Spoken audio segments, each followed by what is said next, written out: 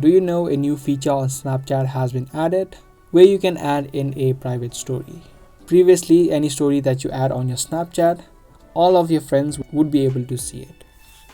But now, with the new update, a private story option has been added. Now, before I show you, make sure that you update your Snapchat app to the latest version. Once you update the app, head over to a Bitmoji on the top left. And right here, you'll see an option of new private story. Just tap on this option and pick the people that you want to show the story to and tap on create story.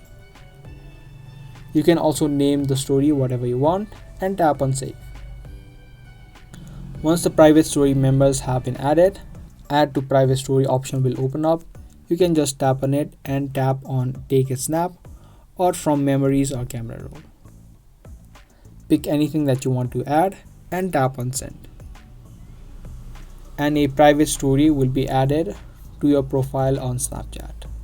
And only those people would be able to view that you've added on the private group.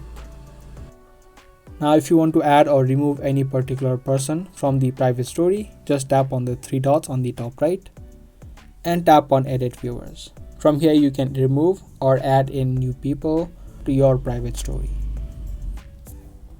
So that's the quick process on adding or creating a private story on Snapchat.